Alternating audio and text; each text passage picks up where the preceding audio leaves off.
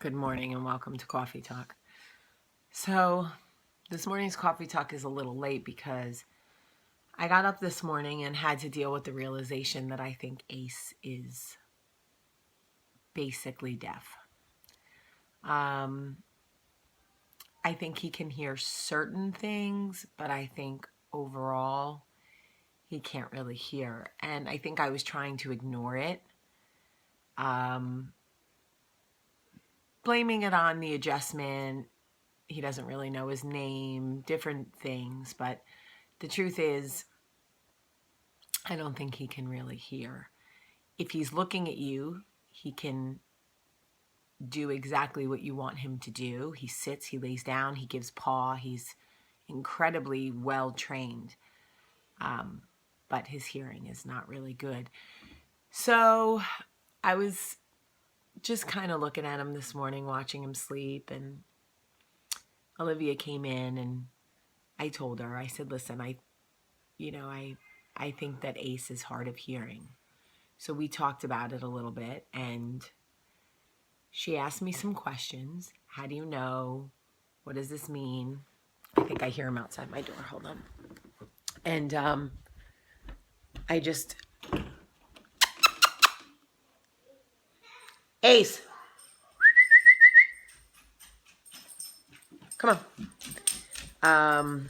He was looking for me. That's why he knew where I was. Because now you're all going, wait, you just whistled for him. He was standing at the end of the hallway.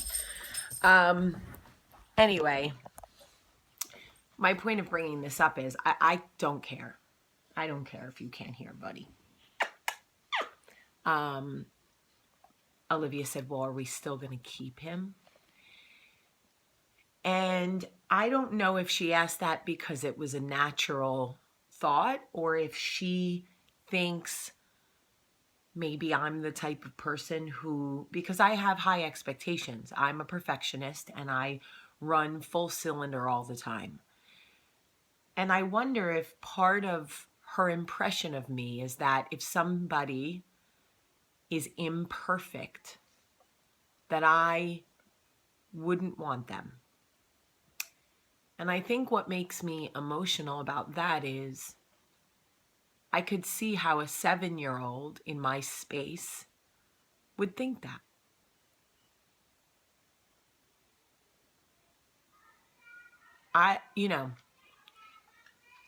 It is a balancing act, this parenting thing.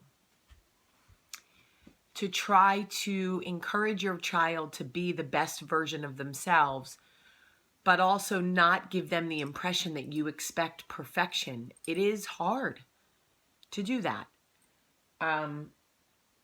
So she and I sat in bed together for 30 minutes talking about Ace and then Carlos. I thought it was a perfect opportunity to talk to her a little bit in the way her mind could understand what mental illness is and what bipolar is and why we so desperately need to talk about these things, drop the stigma of mental illness, and allow people suffering from mental illness to feel like there is help at every turn. Every turn. Not specific agencies, not granted, I'm not like professionally prepared to help, but could you imagine if everybody with mental illness felt like every human being they encountered was at least a safe place for them to say, I'm dealing with things, I'm suffering from different things, I'm battling things inside my head and I need help. I think that there would be certainly less depression, less suicide, less murders, mass killings. I mean, I explained to her that there are situations where people are imperfect. And like Ace, we have to continue to love them and let them know that they are enough just as they are. Doesn't mean that they shouldn't seek treatment or get help. Doesn't mean that we should pretend the issues aren't there. But more than anything, we can't cast them aside. We have to love them harder. It is a test for us.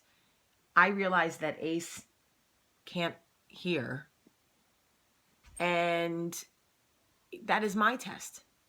What are you going to do? You're going to give him away, find another home, or are you going to love him harder? You're going to pretend it doesn't exist because you don't want people to think you adopted the dog that can't hear? No. I know it sounds very simple, but when you're speaking to a 7-year-old, you have to speak in simple terms. And what I tried to explain to her this morning in our conversation was, people are born with imperfections. Some you can see, some you can't, but we all have them. Every single one of us battles something. And she said to me, even you? I said, oh, baby, I am strung together by a series of imperfections. But the thing that I'm most proud of is the way I love other people in spite of theirs, because it took me a long time to get here. To anybody who is dealing with an imperfection, to all of us, I should say, who are dealing with imperfections, please know that I can't speak for everybody in your life, but I will never cast you aside. I hope you never cast me aside. I will make a lot of mistakes. I am full of imperfections. I will say things on random days that you don't agree with. I hope that you will find enough to love me that you will stay in the way that I have found enough to love you and won't leave.